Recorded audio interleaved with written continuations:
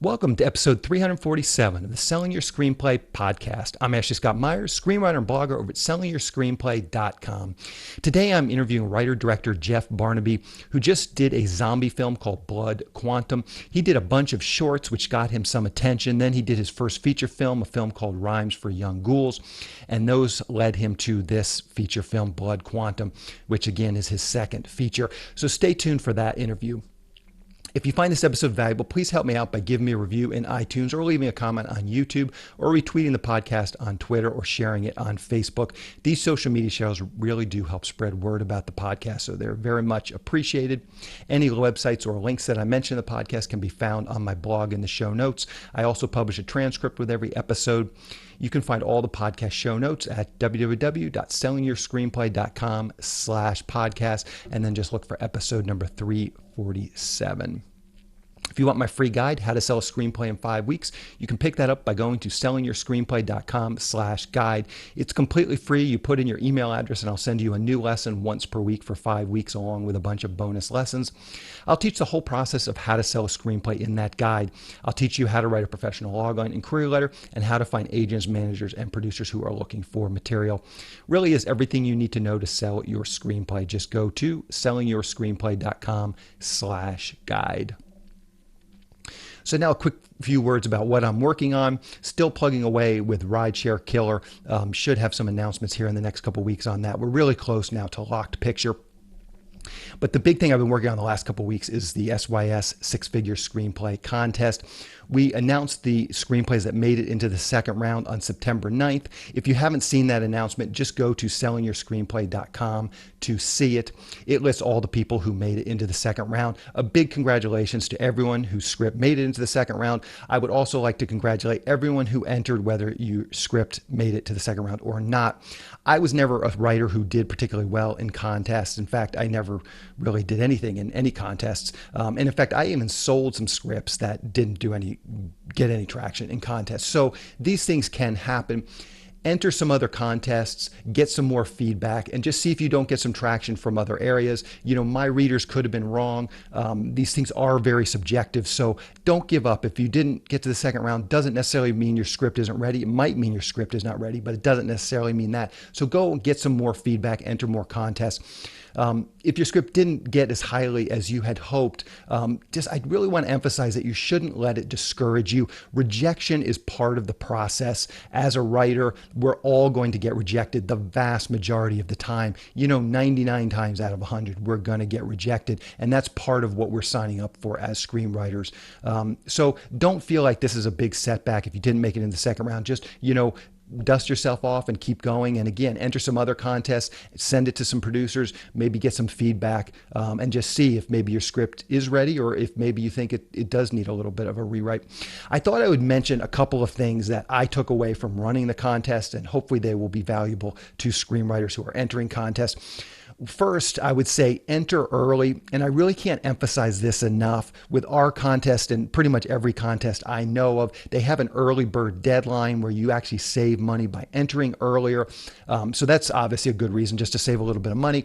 But also, things get very hectic as the contest moves along.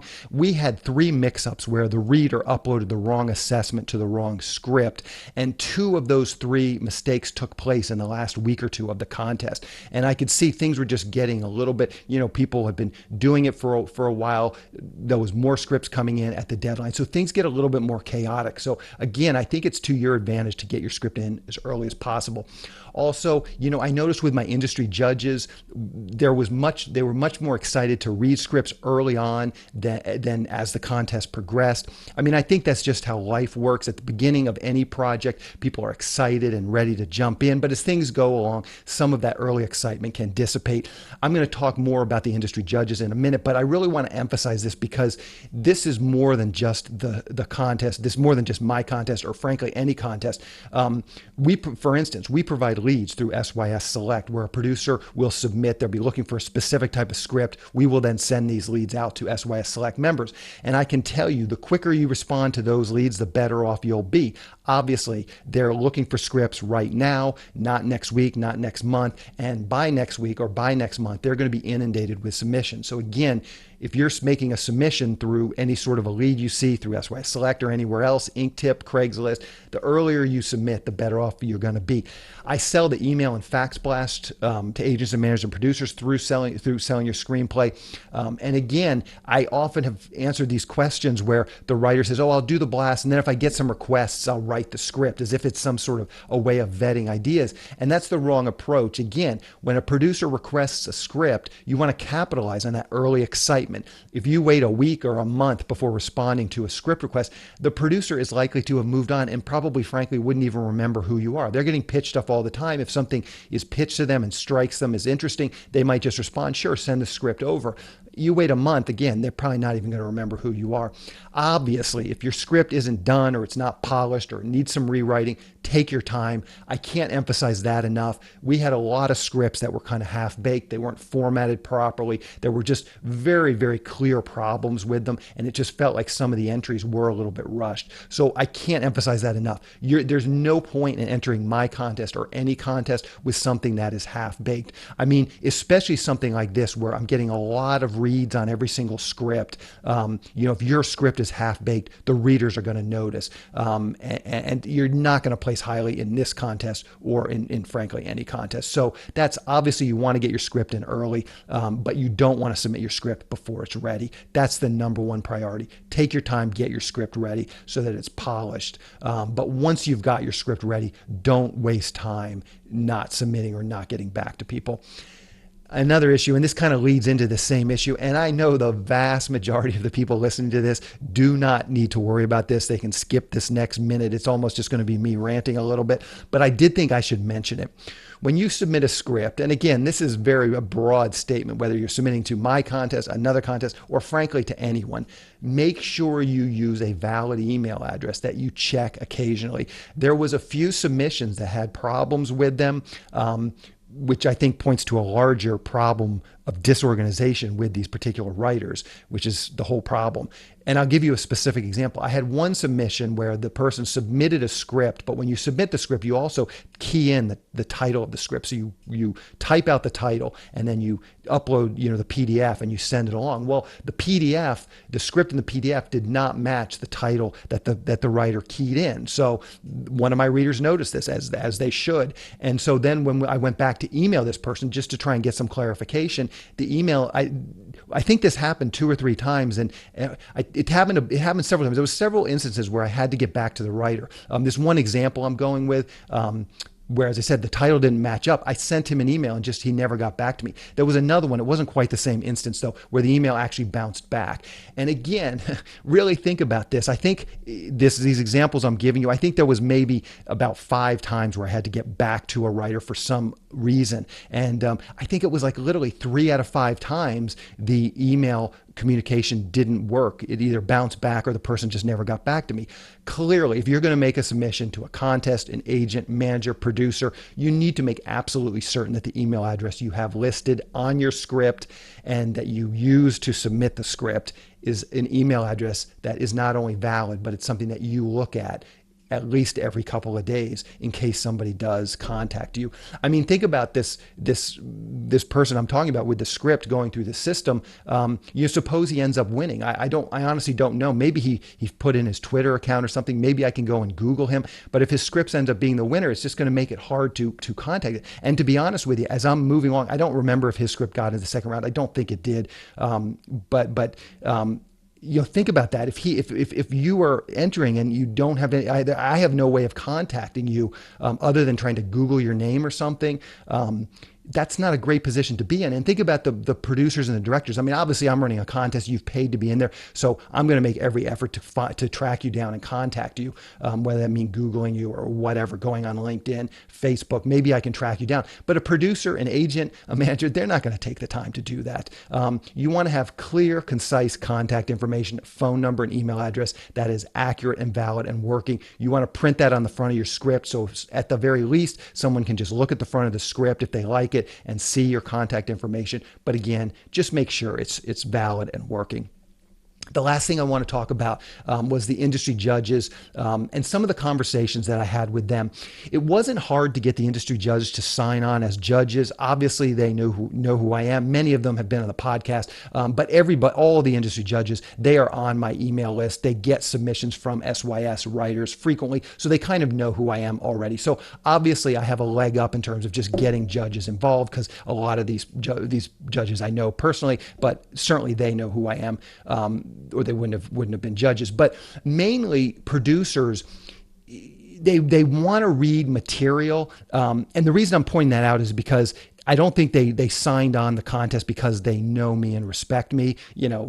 I'm sure they like me a little bit or whatever, but really they did it because they have the self-interest of trying to find good material for themselves. And that's sort of the point, is that these industry judges came to the contest trying to find good material.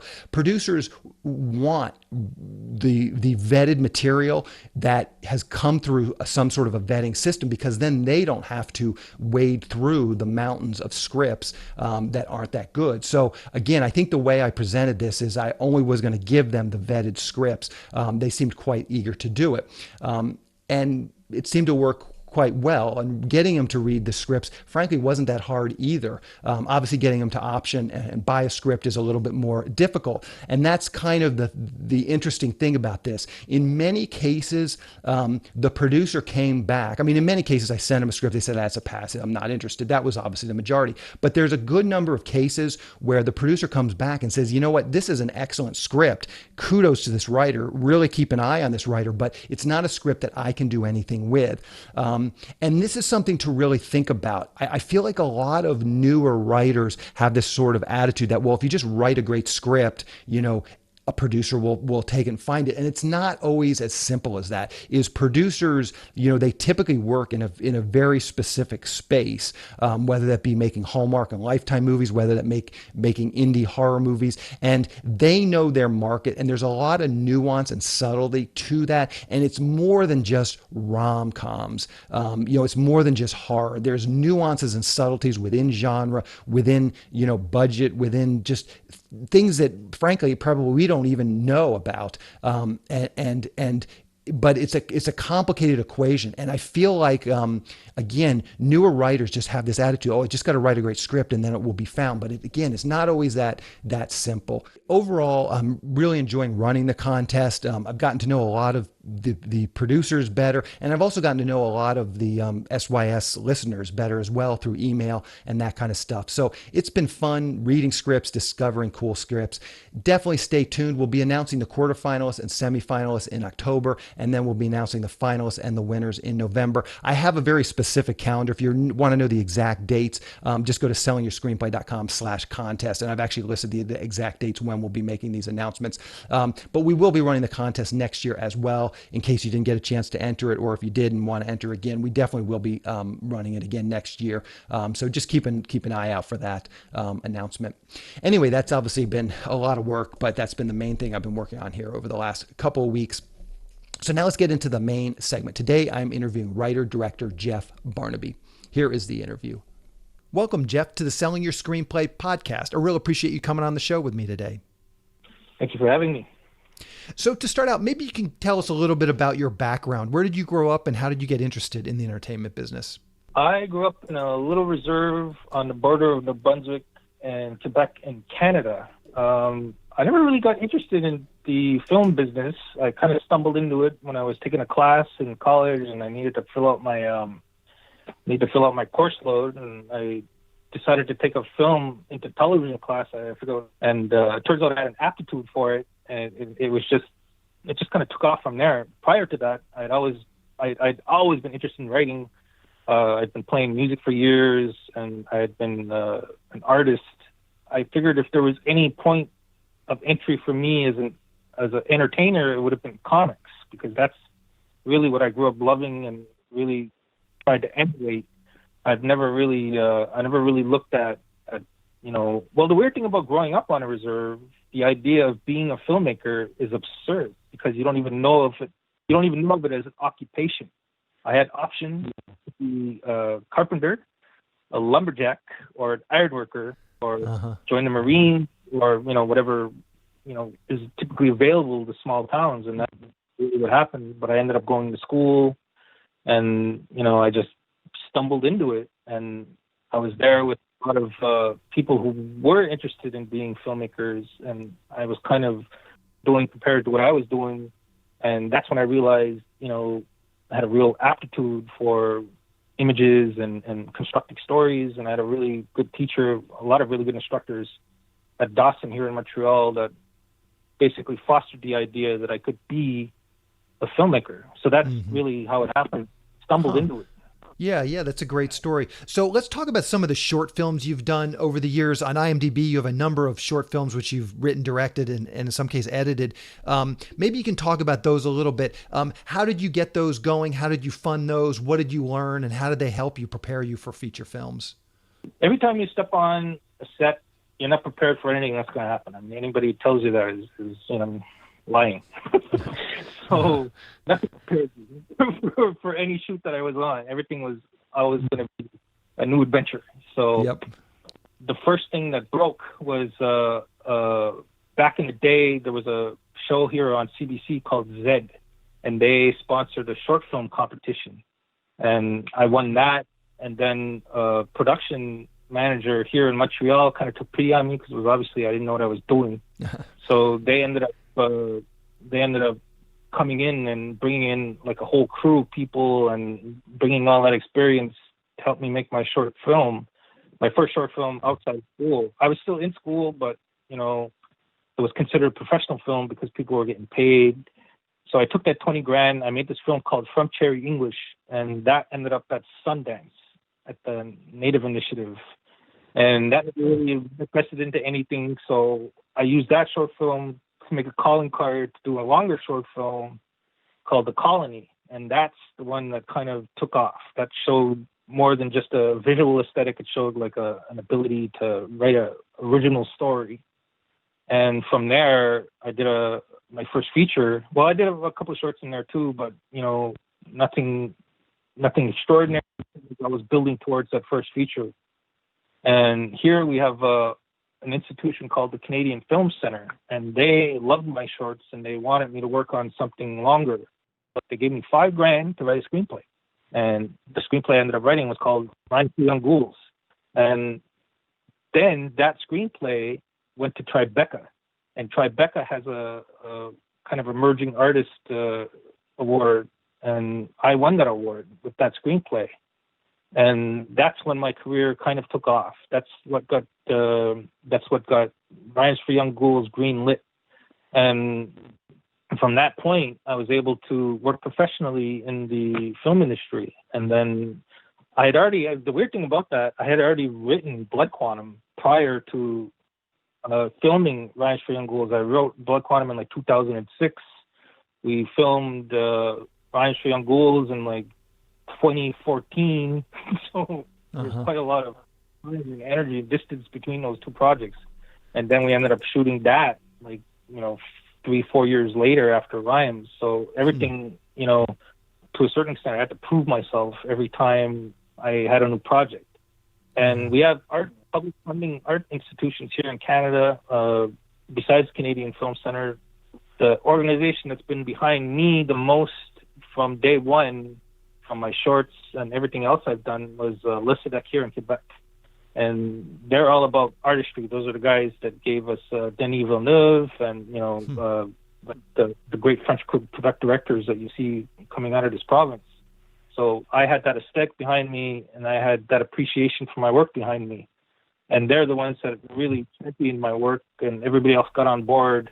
Blood Quantum was really spearheaded by a guy named Todd Brown at XYZ. I don't know if you're familiar with their work. Yeah, sure. And let's dig into Blood Quantum. And maybe to start out, you can just give us a quick pitch or a log line. What is this new film all about? Yeah, I suck at that. Is that right? I'm terrible at that. Just off the top of your head, what's the story about? It's about a small indigenous community in the midst of a zombie plague that find out that they're immune to the disease. I think that's the way it would be. I don't know what the log line is. I think it's something like resistance is in their blood. Sad that I don't know this, but this is the aspect of the business that I'm terrible at, like the pitching aspect. Gotcha. And I actually did pitch this project, and I pitched it at TIFF of all places.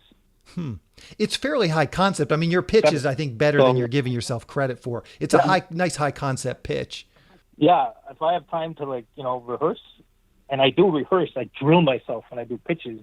It's kind of one of these things where you memorize everything and then you forget it, and then you get up there and pitch. I'm not an adept public speaker in the sense that I can go and tap dance in front of everybody. I feel really awkward when I'm doing it, so I really prepare. Like, I always prepare what I do. That's how I pitch. Yeah. Where did this idea for Blood Quantum come from? What was the genesis of the story? I just wanted to do a zombie film, and we needed to figure out a way to make it interesting because it's an oversaturated market.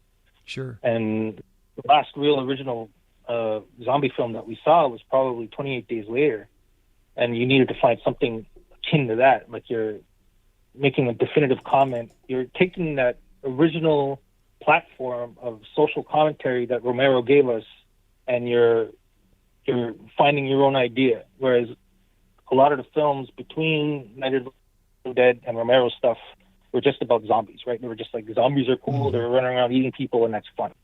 So what we wanted to do was kind of harken back to those more original ideas, like Night of the Living Dead and 28 Days Later, and bring the politics back into the zombie film. So we needed to figure out a way to apply that to Native, my culture. To me, it was a eureka moment where you were like, well, immune to the zombie plague, because that right there is flipping the whole idea of colonization on its head, where once upon a time it was the colonizers that were immune to the diseases they brought. Now it's the Native peoples that are immune to diseases that, well, in the context of the story, were wrought from the earth, as they kind of talk about it in the film, as if the zombie plague is the world's, the Earth's immune system. Yeah. I'm curious. So did you had this previous feature film, you had done a bunch of shorts, and now you wanted to do a zombie film. Did you start to reach out to some of these contacts in the industry and just get their take on, what about doing a zombie movie? What about doing a zombie movie around an indigenous people like this? Did you start to get some feedback for the idea? Everybody knew about it from the pitch at TIFF. And that's where Todd learned about it. And Todd is the one that was like, you need to take that down off the shelf and we need to do it. That's really what happened. At the time, I think I was writing a TV show and I was just getting by, working like that. So it wasn't really like, at this point too, like, you need to understand that back then when this film was first conceived, there was no wokeness anywhere. So the idea of indigenous, filmmakers, that was still like a novelty, and nobody knew what the hell to do with it. So there was nobody to pitch that idea to, because nobody was really open to the idea or saw the benefit of doing something that was specifically built around an indigenous character. It was still like, I think at the time, everybody was still kind of infatuated with, the real took off like 15 years ago. So that's kind of what I was dealing with. And, it took all this time for really the industry to catch up to the script. And even when we started it, it still wasn't as pronounced as it is today, because we didn't have the pandemic and like the racial tension in the U.S. and in Canada didn't come to a boil like it is now. So now the themes in the film are so much more pronounced, and you can see the benefit of doing something like this. But even prior to the pandemic, it was still kind of like, the reception was kind of lukewarm. We didn't sell it as a vehicle of representation. We sold it as a zombie film.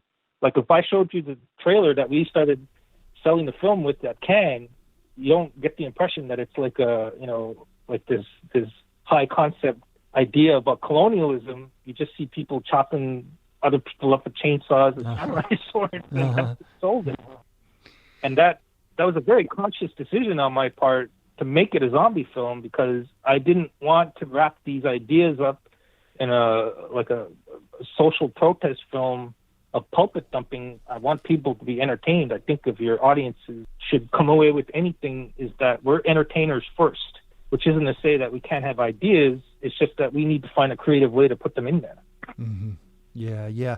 So what did you prepare when you went? You said you went to Cannes, and I imagine a number of other places like TIFF. You did that pitch there. What did you prepare? You shot a trailer, like a short 30-second teaser trailer. Was it a full 2-minute trailer? And then you brought that. Did you have a pitch deck? Maybe you can talk a little bit about your pitching experience.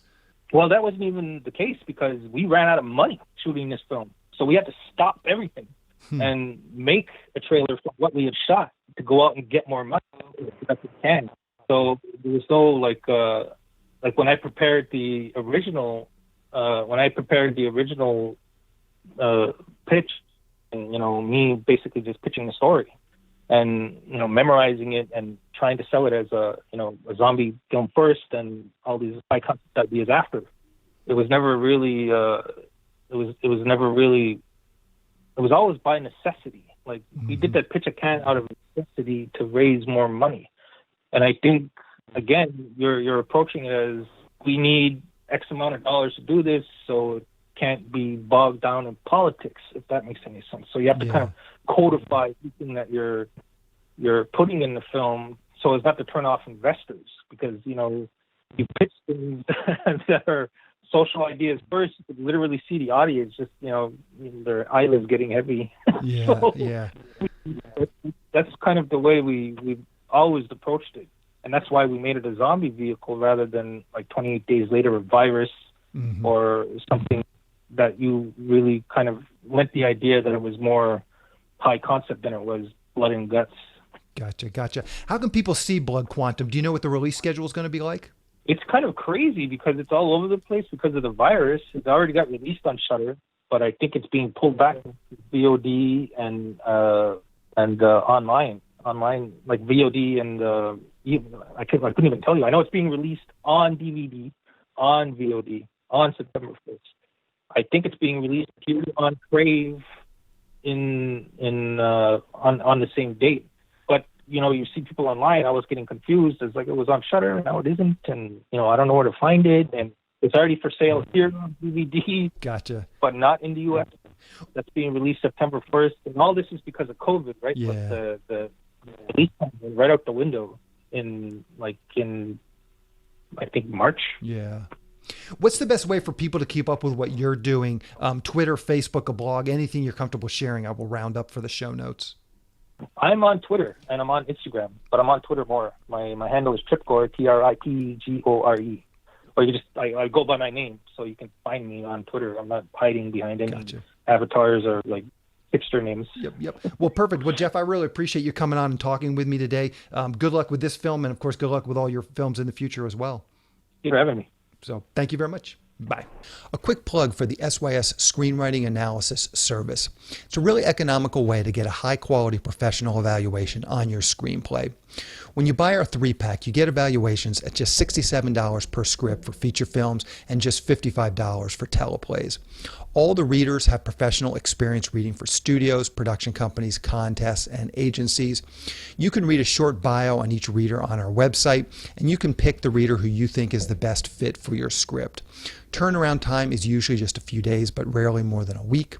The readers will evaluate your script on 6 key factors: concept, character, structure, marketability, tone, and overall craft, which includes formatting, spelling, and grammar. Every script will get a grade of pass, consider, or recommend, which should help you roughly understand where your script might rank if you were to submit it to a production company or agency. We can provide an analysis on features or television scripts. We also do proofreading without any analysis. We will also look at a treatment or outline and give you the same analysis on it. So if you're looking to vet some of your project ideas, this is a great way to do it. We will also write your logline and synopsis for you. You can add this logline and synopsis writing service to an analysis, or you can simply purchase this service as a standalone product. As a bonus, if your screenplay gets a recommend or a consider from one of our readers, you get to list the screenplay in the SYS Select database, which is a database for producers to find screenplays and a big part of our SYS Select program. Producers are in the database searching for material on a daily basis. basis. So it's another great way to get your material in front of them.